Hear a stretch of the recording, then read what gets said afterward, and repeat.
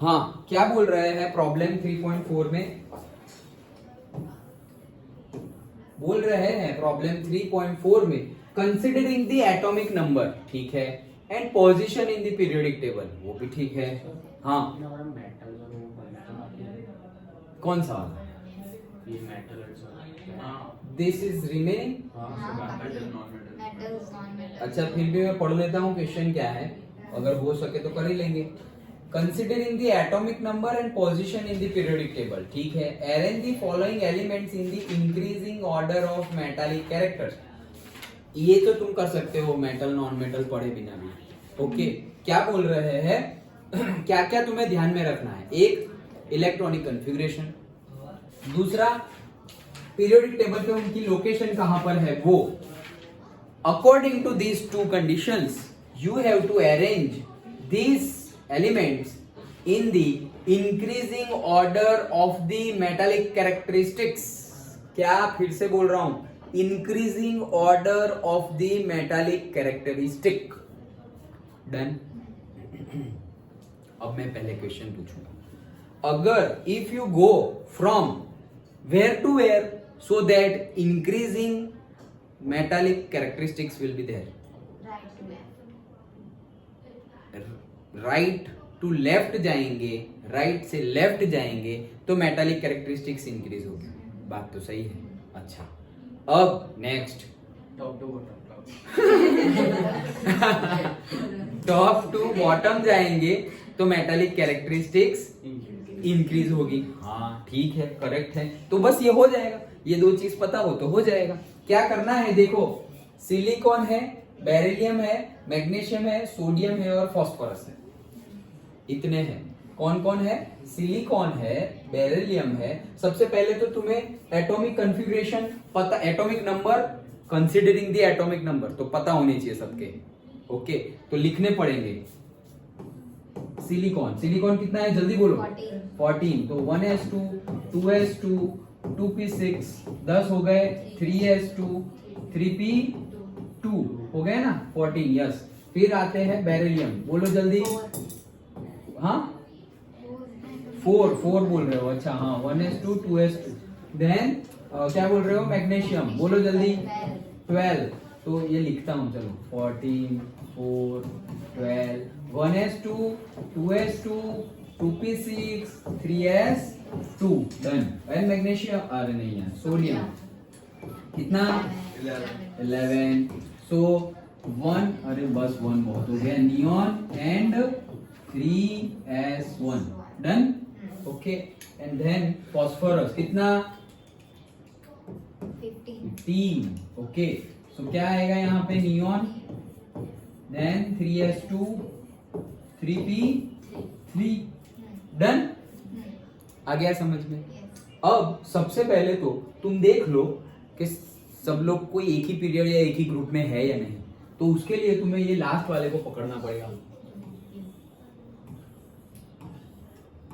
Done. अब देखो, ये मतलब कितने हैं? 5 में से 4, तो थर्ड पीरियड में है। डन। 5 में से 4 तो कहां पर है? थर्ड पीरियड में है। तो थर्ड पीरियड का तो पता ही है तुम्हें। अरे कोई भी पीरियड का पता है ना। क्या तुम राइट से लेफ्ट में जाओगे तो मेटालिक कैरेक्टरिस्टिक्स बढ़ेगी।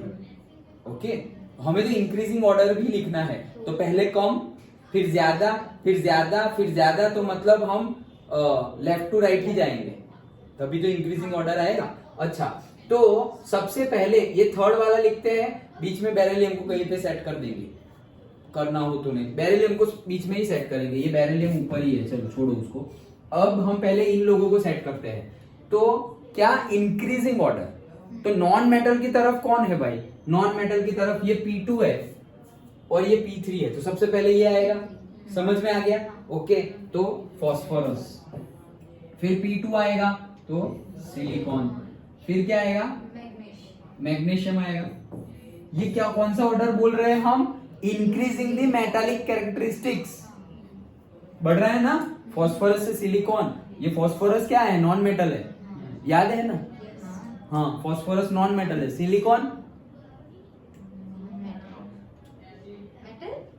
नॉन मेटल मेटलॉइड है silicon. Okay, magnesium metal metal है। यस, ओके, तो बढ़ रही है।